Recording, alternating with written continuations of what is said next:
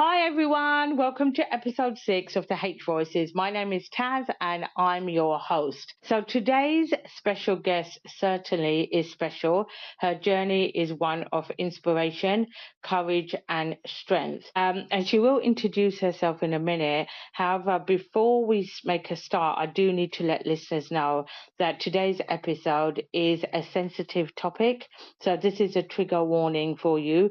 We will be talking about domestic violence and domestic abuse. So, this is a trigger warning for anybody who needs to know. So, I will let our special guest introduce herself. Hi everyone. Hello, listeners. My name is Asfa, and I am a survivor of 20 years of domestic abuse. And I'm passionate about using my lived experience to create positive change for others. Professionally, I work with an NHS mental health crisis hub. I support people experiencing severe mental health crisis and emotional distress with compassion and empathy. Alongside my role in the NHS, I facilitate a South Asian women's wellbeing group, providing a safe and supportive space for women to connect, build confidence, and improve their well-being. I'm also actively involved in a range of community projects, researches, interviews, and co-production initiatives. I work alongside organizations to help shape and improve services through the insight of lived experience. As an advocate for domestic abuse survivors, I use my voice to raise awareness of the many forms of abuse, encourage people to recognize the warning signs, and promote the importance of seeking support and healing. My aim is to inspire hope, empower survivors to know that they are not alone, and contribute to creating a society where survivors are heard, believed, and supported. Thank you, Asafa. That all sounds amazing, and we will delve deep into your lived in experience. Also, listeners, this episode will be going out during the South Asian Heritage Month, which is a month where we celebrate South Asians and all the achievements and successes that we've got. However, also, I think it's really important to advocate for what the struggles that we have as well and lived in experience. So it's good to be able to have this episode out during that month as well so that we can talk about all the things that I think are important, the stigmas, the barriers, the things that aren't really talked about. And I think Arsafa's lived in experience and what she's going to talk to us about is really important. So, Arsafa, I'm going to ask some questions and we're going to go straight into it. What did domestic abuse look like in your experience? And were there any early warning signs or patterns of behavior that you did not recognize at the time? Well, but firstly, I'd like to just touch upon what you just said about the South Asian culture being important. It's the South Asian Heritage Month as well. It is so important to have these conversations because this particular topic is considered to be really uncomfortable. It challenges the society and the culture in a way that it challenges family honor and what would people say. So I mean, with the question that you've asked, I can go on and on. There is so much that I can tell you, but I'm going to just touch upon the really, really important ones that I actually experienced myself. It started with subtle control, which was disguised as care or concern, always making me feel like it was love. But now, when I look back and reflect, it was absolutely not. Making decisions on my behalf, deciding what I was going to buy, the small things, what I will wear, from the color of my lipstick to who I should be meeting, so basically everything, so making decisions and making me feel like that I was not confident enough to make those decisions. And then there was isolation, which was really, really heavy, and really deep as well, isolating me from friends and family. That's a tool that abusers usually use. They Mhm. make sure that you're alone and you have no support at all, and that you will not be able to tell anyone what you're going through.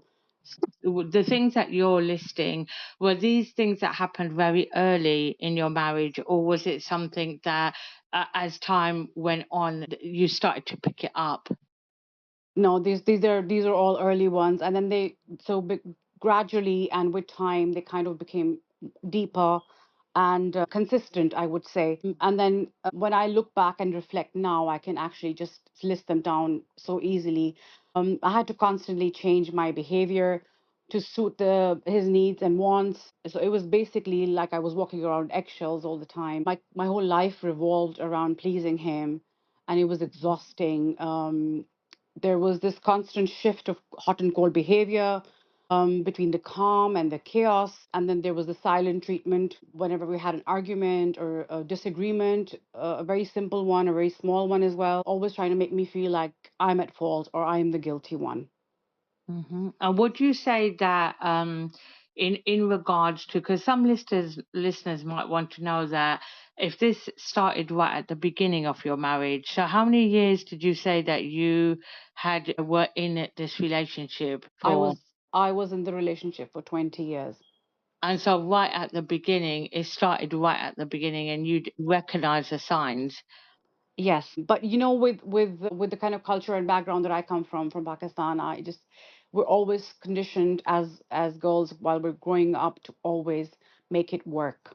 So just to make it work, I was trying all the tools that I had seen or I could use on my own to Mm, try and make it work and try and make please him or mm-hmm. make sure that he's happy, he's content, and kind of really ignoring myself. So kind of like putting all of my needs at the bottom and just putting him at the top. Yeah. I think the whole idea of a husband and is really really romanticized, and I think it's wrongly romanticized. It can be romanticized in a good way as well, but it's really in our culture. I don't think it's really handled properly, and so it just trickles down from generation to generation. Absolutely. And can I just ask as well, Yes. Aspa, that in terms of your age, were you in your when you got first married, was you in your 20s or Yes, I was in my mid 20s. Yes. okay. So an age where enjoy it, and then you're straight into this marriage, and you've recognized the signs straight away. In regards to the actual marriage and knowing that things are not going the way that they should, can I just ask that did you have children in this marriage? Yes, I had two children, and again, this whole notion and this idea of, when you have kids, things will get better, is absolutely wrong. Nothing makes it better but yourself. Only you can do something about it. No one else is going to. And I know that in the South Asian culture, what is also reinforced is that if you have got children, that you must stay. It's not good if you leave because it's going to affect the children. And that's something that stigma we really do need to break because that's it's like you're saying we're conditioned, isn't it, as a community that you must stay in that marriage because you've got children, and if you leave it's the worst thing that you can do, which obviously it isn't. So do you want to sort of expand a bit on that as well? um uh, I think that's a completely false ideology that is being sold to us as women, as girls who get married. Like I said earlier, there is nothing that is going to save. There is nothing that's going to fix the situation. The kids are actually you bring these children into this world, into an abusive situation where they are going to be abused directly or indirectly, and they are going to be affected for life. They're going to be traumatized for life because their primary caregivers are in a toxic relationship, and it trickles down on you, and it mhm. is not their fault. So I don't think that that is a reason to stay at all, Absolutely, yeah. regardless of which part of the relationship you're on. Is it the early part or the middle, or how many years it's been, regardless of that, and how many children you've had. So Absolutely. so that's I strongly believe that.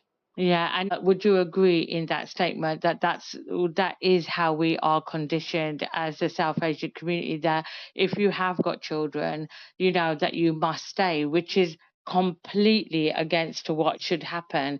But it's that narrative, isn't it? That but you've got kids with him, what's going to happen to the 100%. kids? It's 100%. And also the guilt of taking the kids away from the father. But we need mm, to kind of step back and see that person is not just a father. He's the abuser. He's the person who's hurting you and is going to be hurting the children as well, yeah. either directly or indirectly. And so that is going to the trauma that they're going to be left with should not be prolonged. Yeah, absolutely. So my next question is, what made it difficult for you to leave? There were different factors. Initially, I think the first thing that used to always come up for me, even if I had the slightest kind of idea to leave, would be that I would be shamed for leaving my marriage and for getting a divorce by the society that we lived in. There's a lot of stigma still attached to a woman ending her marriage herself, particularly Mm-hmm. from the culture and background that I come from in Pakistan. So that was the first thing that would always pop up in my head. Then there was the financial dependence. I was completely dependent on him. I used Mm-hmm. to be working, and then he made me quit my job. He stopped me from studying further or developing in any sort of way. He discouraged me completely. He made sure that I was home all the time. This is what is financial abuse is. This is financial control as well. It made me doubtful if I would be able to sustain a life on my own with two children. So that was the financial factor there. And then I think there's one thing that was always there, and I think that a lot of listeners who are either victims still in the relationships or survivors would resonate, is that there's always hope that he will change. Mm-hmm. Only if I tried more. I'd say this to myself, only if I loved harder.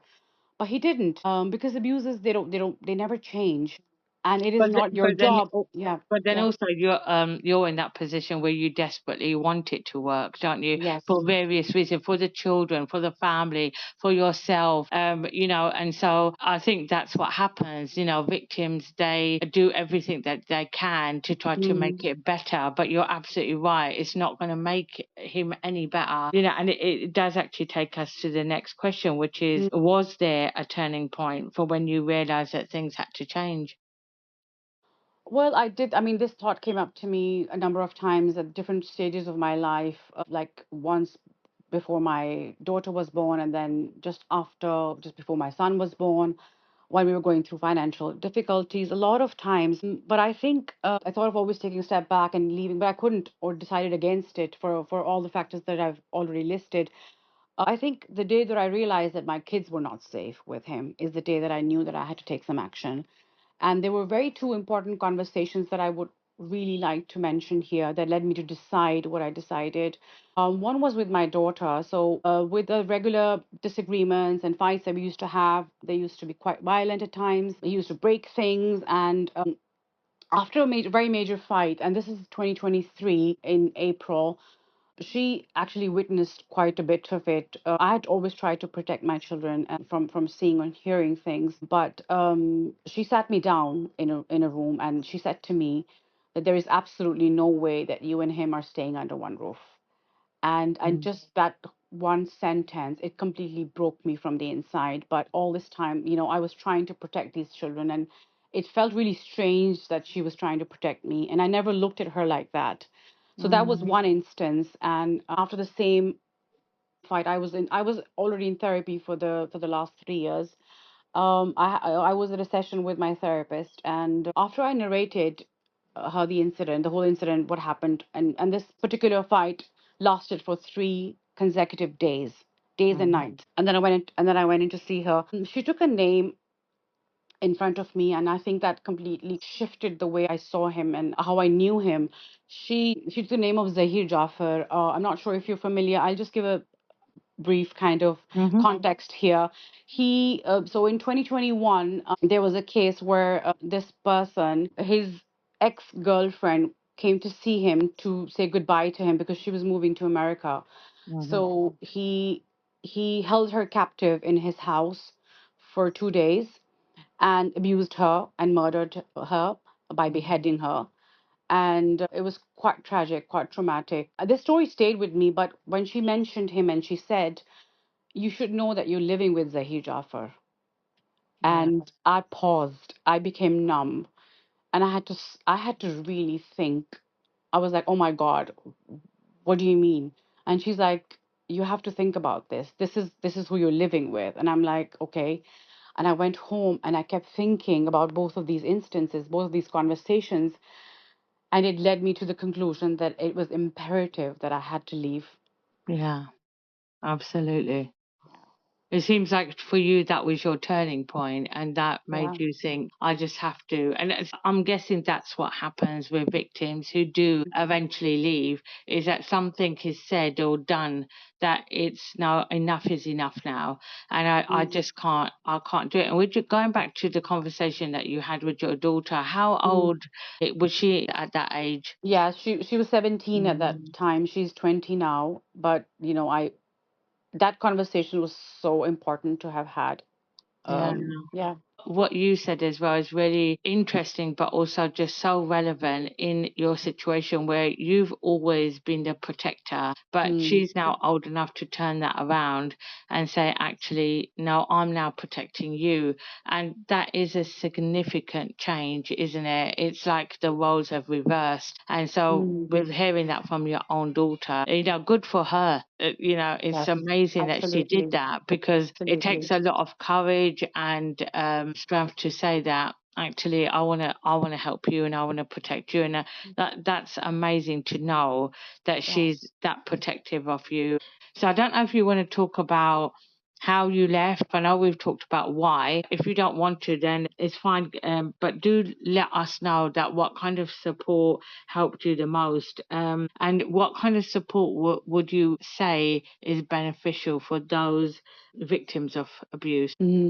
I never spoke to anyone initially. I mean, throughout my marriage, actually, I never told anyone what was happening to me, what I was going through, because I was very, very isolated and I was controlled and conditioned in a way, because 20 years is a lifetime and you become a Mm, different person completely. I think opening up to my family helped me. I think during those days of the final fight, I would say, I did reach out to my sister who was living in the same city. I think talking to my family really helped me.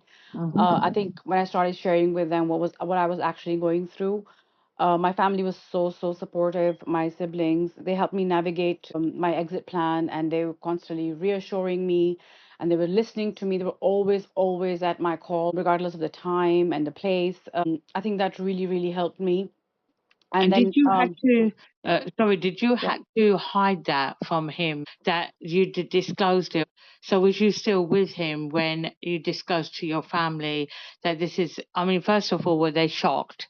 Because I know that you're saying they were supportive, but were they Mm. shocked? Did they know? Did they have inklings? And also, did you had to hide that from him, that you were now getting support from your family, where prior to that, he would have not allowed you to have that communication.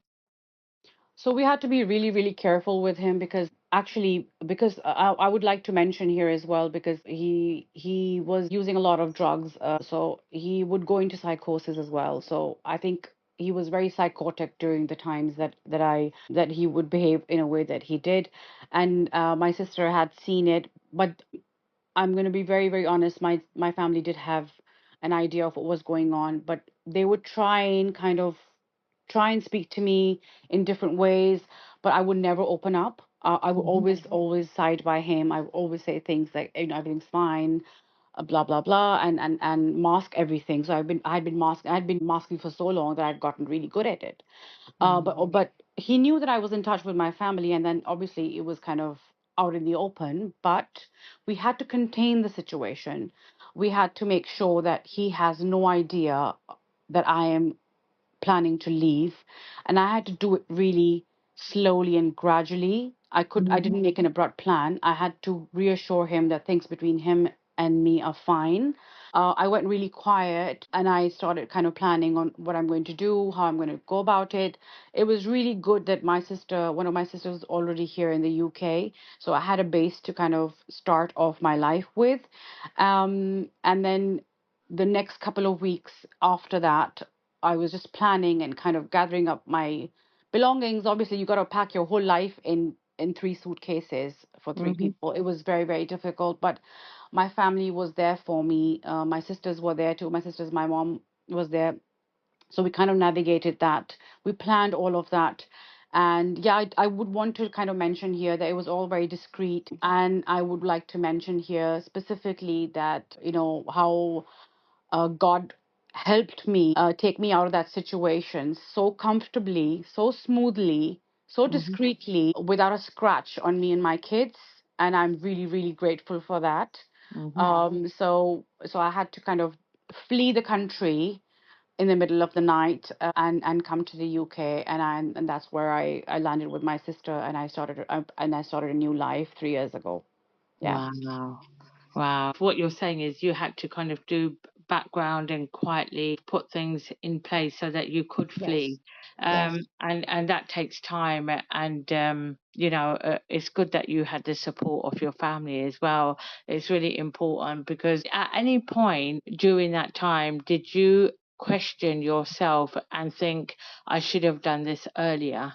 Or do you have that question now after coming out of it? Initially, when I moved here, yes, I did question it a lot. I did think, oh, I should have done this earlier. I mean, but I don't have any regrets. I think God has a plan for us, and I 100% believe that this was meant to be my journey. And I think the best things that came out of this journey, and I like to look at the positive aspect of it. The best things that came out of this marriage were my two children, and they're a blessing to me. They're amazing, amazing children, and they were my biggest support as well at that time. If they were not standing beside me, I would not have done this alone. Yeah, absolutely. And I think it's good that, in terms of them learning from the situation as well, because being at that young age, you don't want them to then go into a relationship where it's normalized.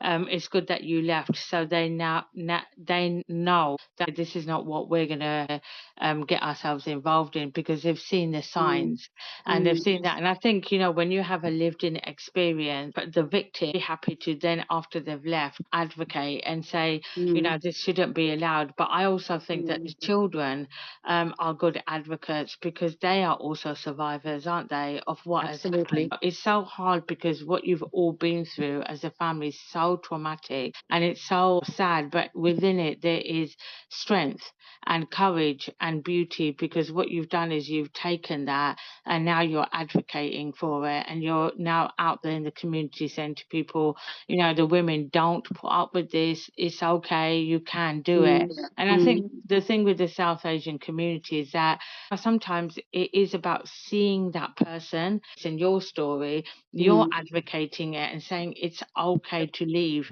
it's going to be okay. And I think that that is just so wonderful and it's so inspirational that you do that.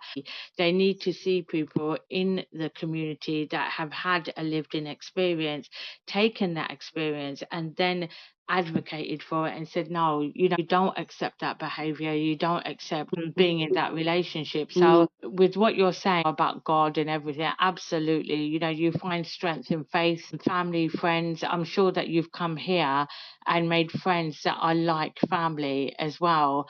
And Yes. Yeah. and that's lovely as well. Do you want to talk a little bit about that as well? Yeah, it was really difficult actually at this a stage of life, and with kind of wrapping our whole lives up and then starting a new life here. I think that transition, I think we weren't really prepared for that. We just wanted to leave the situation, but it was a bit of a struggle. But I think we're finally kind of finding our ground. We're finding people that that we can spend time with and talk about these things openly with, and have spaces. So yeah, I have found some really amazing friends. I don't believe in big circles, but just the few that I Yeah. have. Healing is a very long journey for me as well. It's not like I've accomplished everything and now I'm on the other side. I'm still getting there. So you need that support even after you've left, and for a very long time. I'm in therapy. My colleagues are very supportive. My friends are my family's still very supportive. My kids are there. So we have these conversations. There's always a need for support and conversations and friends and help, always. So yeah, it doesn't really end. No, no, and I think that's a really important piece of information to let listeners know that the fact that you've left, it doesn't mean that's it. It's ended because what you've been through in those 20 years, you're carrying it. The women that I've worked with around domestic violence, a lot of them have left when their child is older, Mm, and I'm just wondering if that's a pattern.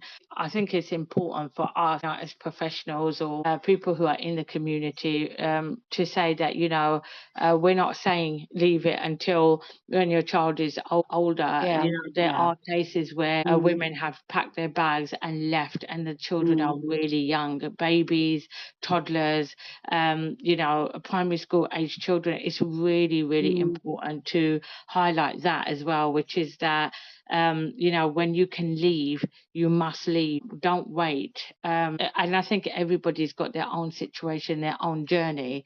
Mm. But what I think I'm trying to say is that if a woman wants to leave and her children are very young, is that it still works and it still is really It important. does. Don't I mean, and don't even wait to have kids, maybe, if you see the signs, then just leave instead of bringing another life into this world who's going to be affected by it. So, my advice would be yes, you should leave as soon as you see the signs. Yes. Yeah, Yeah. absolutely, Yeah. absolutely. And what's a question that you wish people asked survivors more often? I think instead of asking a survivor, because that's the question that I also got a lot, why didn't you just leave? And Mm, it's really easy. It's a way of shaming you, basically. You should be asking, how did you leave? What mm. helped you? Who helped you? Appreciate their courage, because it is one of the hardest decisions that a woman has to make. And the longer that she has stayed, the harder it becomes. It is absolutely, absolutely one of the most difficult decisions that I had to make in my life. So if someone out there is listening to me right now and is in a difficult place, as I was, please know that you're not alone. You're not the crazy one. He is. No matter how much he makes you feel like you are, please listen to your gut. And I just want to say to all those women that there is life after this, and that life feels like the warm sun on a cold day. It is bright and comforting. I'm sending lots of love and hope for all of you. Thank you, Oscar. That's good to hear, and it's good to put out there as well, because someone might be listening to this and is on that verge or that journey where she is actually at that point where she wants to leave. And I think those words from a survivor is Mm. really important to hear.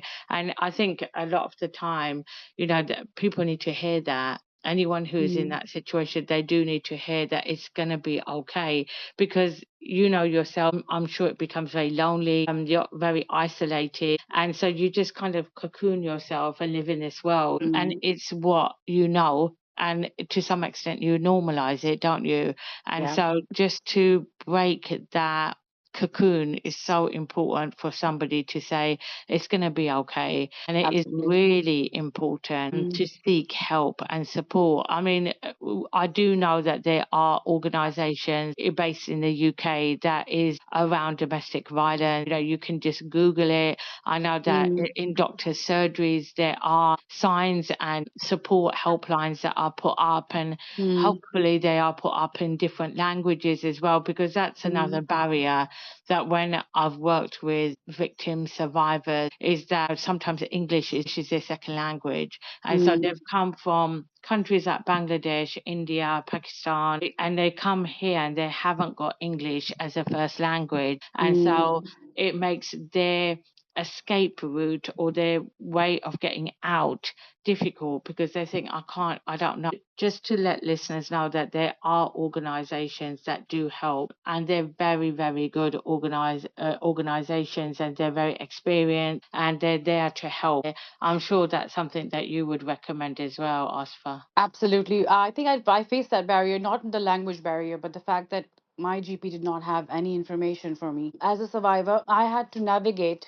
So that's something, that's another conversation for another day, maybe. But I'm just going to make sure that I say this, because there are lots of places where there's not enough information, that you don't find familiar faces, not familiar languages, and then because of that barrier, you don't want to speak to anyone. You don't really tell them what you're going through.